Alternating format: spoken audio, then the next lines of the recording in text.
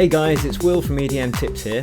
Now this is a video that has been requested by a few of you guys, and it's a way to get your kicks sounding really bassy and really crisp and punchy as well. Now it's a technique that's used by David Guetta as well as many other world-leading electronic dance music producers. It'll only take 5 minutes to show you, and it doesn't matter which DAW you're using, this technique will work in any of them. So without further ado, let's head over to the computer and I'll show you how to do it.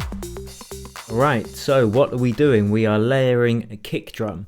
Now first, why do we want to do that? And where might you use it? Well, you might have a bass line and a kick that you feel works well with it in the bass frequencies, but then the upper end clashes, or maybe it doesn't have the tick or the punch that you want. So that is when we layer another kick sample over the top of it. And what we do is then filter out those lower frequencies from the other kick, so we just get the tick coming through. And the idea is to merge these different kick sounds together to get the perfect kick for our needs. So this is a very simple tribal bass line that I've written in Ableton Live.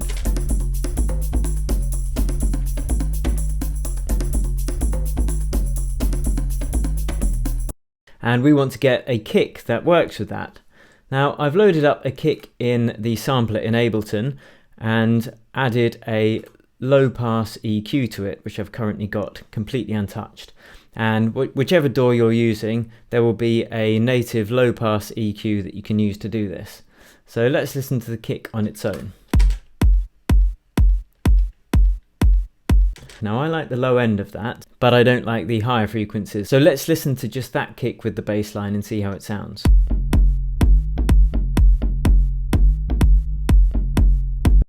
Now, yeah, you might like that, but I want a bit more of a tick and a punch in the upper end. So that is why we're going to layer these drums. So I've loaded in a second kick into a separate track and put a high pass EQ on it, which it isn't being used at the moment. So let's see how that sounds. Now the premise of this is we're basically going to filter out the low end of the high kick and filter out the high end of the low kick and then cross over in the middle somewhere. So let's start with the low kick.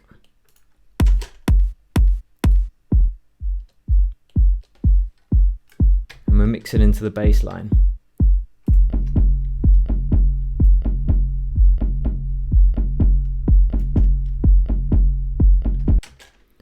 And the idea is that this crossover point here, where you roll off the high frequencies on the low kick, is matched in the opposite for the high kick.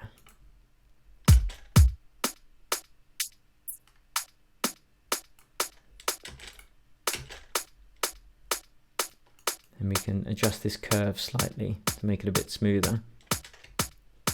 So this is the low kick on its own with no filter. This is the high kick on its own with no filter. And this is with both filters put on to make one kick.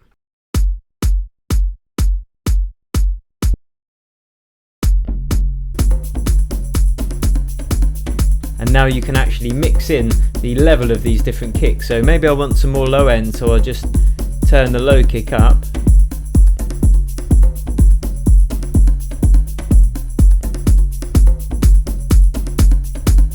And you can just tweak the EQ to get the sound how you want.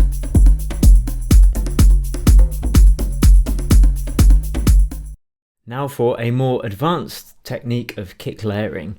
Now this one gives you even more control. So in the previous example, we were triggering kick samples from our samplers. But in this example, we are going to use audio files, and this is why. So we've got the exact same two kick sounds, and we've just created a little loop. And the reason why we are using audio is because we have even more control over the length and the shape of these.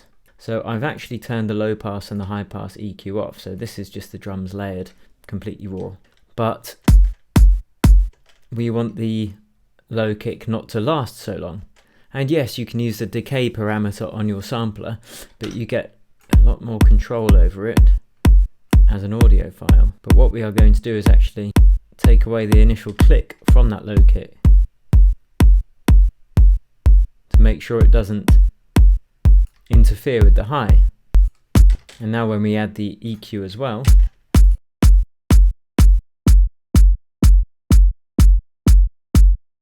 we get a completely different effect. Now neither technique is better than the other per se, but they both give slightly different options, and this way certainly gives you more control over your kick layering. Now one extra trick, once you've got those two how you like them, you can smooth it out a bit by grouping them together, or basically running them through one compressor. And what that does is slightly glue those sounds together to make them more cohesive and sound like one drum.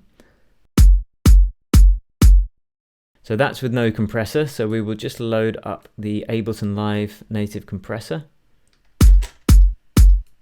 and just gel them together a bit.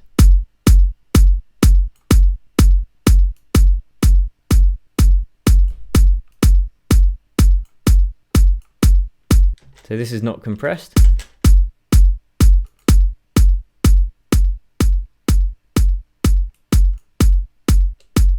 And that is how you layer kick drums, mixing them by using a high pass EQ for the high kick drum and a low pass EQ for the low kick drum. If you really want to get complex, you can mix 3 or more kick drums together. Sometimes you might like the mid-range of a kick. Generally I find that a bit overkill. I've done it once or twice, but generally you don't need to do that much. And then it's about gluing those sounds together using a bit of compression to make them sound like one proper kick.